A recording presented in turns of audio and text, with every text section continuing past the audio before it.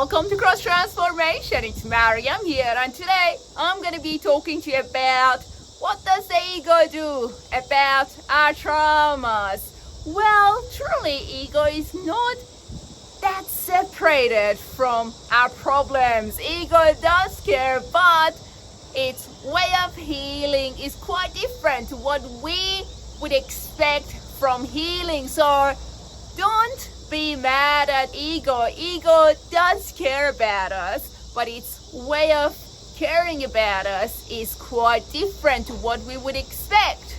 And that is quite fascinating because ego has got its own layout on how to deal with this problem of yours.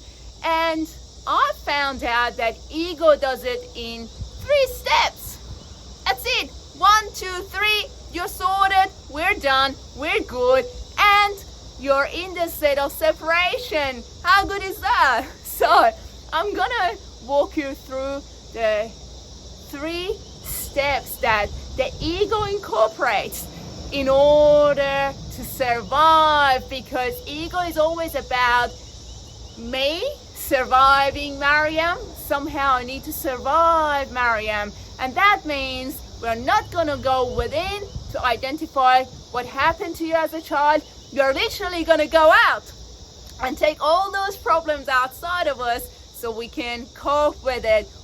Ego doesn't like dealing with traumas.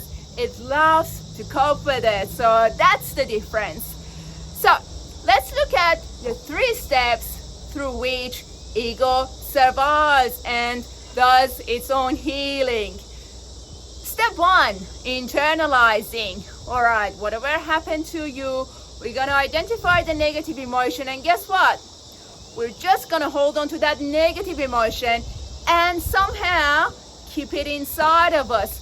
So we are literally going to internalize the event, but not only the event itself, but also the negative emotion that you experienced back in time when that abuse took place, when that manipulation happened, whatever it was, we are just gonna hold on to it, internalizing it, because in that experience, you had a sense of loss. But ego is not about dealing or grieving our losses. It's all about internalizing them, holding on to them. So when we internalize, we never find ourselves grieving that loss, that heartbreak, that ruptured connection, that neglect.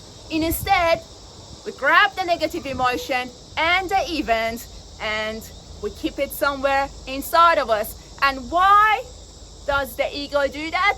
Because internalizing equals feeling safe. So by doing that, you will be safe, and that is the unconscious, the script in the unconscious that ego loves reading, creating, typing it, reading it, and keep telling us that this is your truth.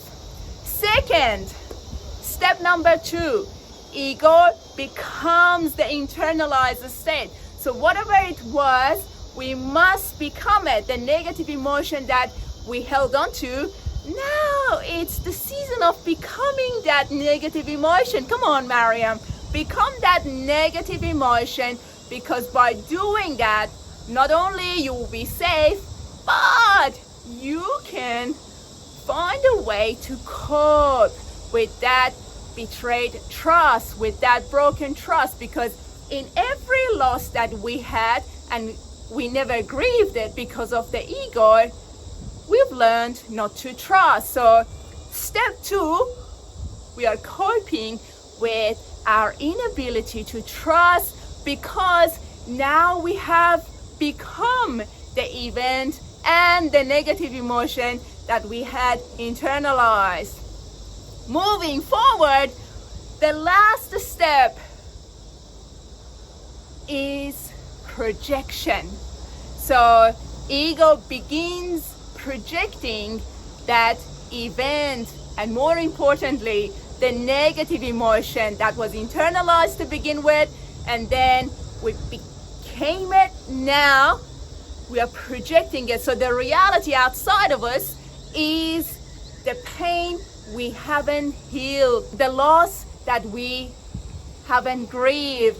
As a result, our relationship with the world is going to be one of abuse, manipulation, toxic relationships, blame, guilt, shame, because guess what? We have got them internalized. Those negative emotions are sitting somewhere. Now, the ego relates us to the world and to other people through the manifestation of those emotions and events, which means abuse is good, toxic relationships are healthy, manipulation is perfect, it's familiar. So, if we want to do the healing work, we need to understand ego's role and perspective, because ego is involved in our journey and we can't ignore ego. We need to understand our ego because it has got access to the unconscious script that is being read. So if you want to embrace your healing journey, don't exclude your ego. Include your ego, understand your ego, and go through these 3 steps to find out what has been happening to you on your beautiful journey from childhood. That's it for today's video. Hopefully you'll find it helpful. Thank you for supporting the channel. Thank you for subscribing to the channel. May you be blessed. Have a great day, and I'll talk to you soon. God bless you.